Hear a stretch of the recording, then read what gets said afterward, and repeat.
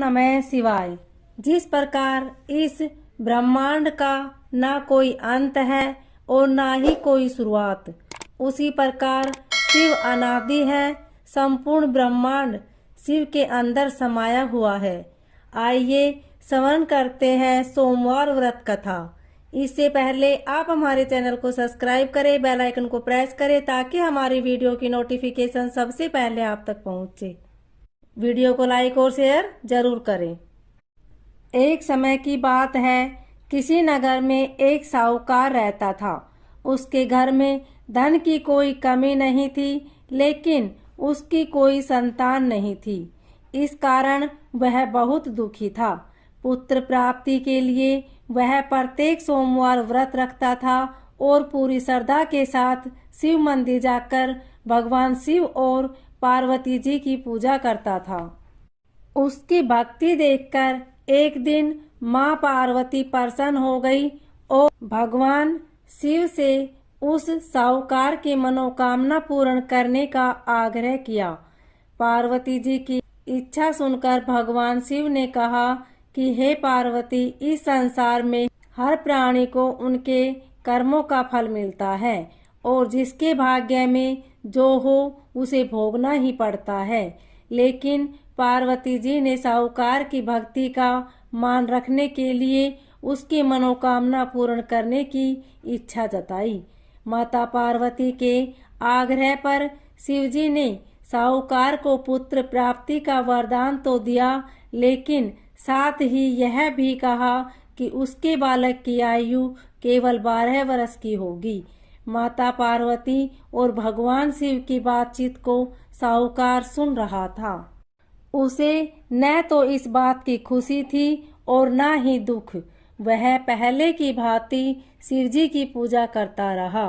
कुछ समय के बाद साहूकार के घर एक पुत्र का जन्म हुआ।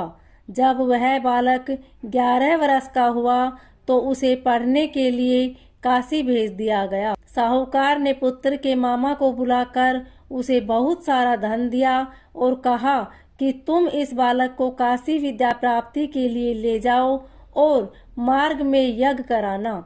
जहाँ भी यज्ञ कराओ वहाँ ब्राह्मणों को भोजन कराते और दक्षिणा देते हुए जाना। दोनों मामा भांजे इसी तरह यज्ञ कराते और ब्राह्मणों को दान दक्षिणा देते काशी की ओर चल पड़े। रात में एक नगर पड़ा जहाँ नगर के राजा की कन्या का विवाह था, लेकिन जिस राजकुमार से उसका विवाह होने वाला था वह एक आंख से काना था। राजकुमार के पिता ने अपने पुत्र के काना होने की बात को छुपाने के लिए एक चाल सोची। साहूकार के पुत्र को देखकर उसके मन में एक विचार आया। उसने सोचा, क्यों न इस लड़के को दूल्हा बनाकर राजकुमारी से विवाह करा दूं। विवाह के बाद इसको धन देकर विदा कर दूंगा और राजकुमारी को अपने नगर ले जाऊंगा। लड़के को दूल्हे के वस्त्र पहनाकर राजकुमारी से विवाह कर दिया गया, लेकिन साहूकार का पुत्र ईमानदार था। उसे यह बात न्याय संगत नहीं लगी। उसने अवसर पाकर राजकुमारी की चुन्नी के पल्ले पर लिखा, तुम्हारा विवाह तो मेरे साथ हुआ है, लेकिन जिस राजकुमार के संग तुम्हें भेजा जाएगा वह एक आंख से काना है। मैं तो काशी पढ़ने जा रहा हूँ। जब राजकुमारी ने चुन्नी पर लिखी बातें पढ़ी तो उसने अपने माता पिता को यह बात बताई। राजा ने अपनी पुत्री को विदा नहीं किया, जिससे बारात वापस चली गई। दूसरी ओर साहूकार का लड़का और उसका मामा काशी पहुँचे और वहां जाकर उन्होंने यज्ञ किया। जिस दिन लड़के की आयु 12 साल की हुई उसी दिन यज्ञ रखा गया।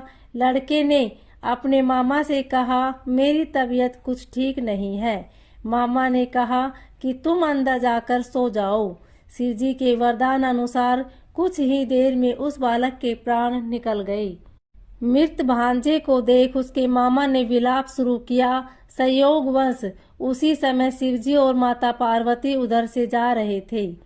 पार्वती ने भगवान से कहा, स्वामी, मुझे इसकी रोने का स्वर सहन नहीं हो रहा है। आप इस व्यक्ति के कष्ट को अवश्य दूर करें।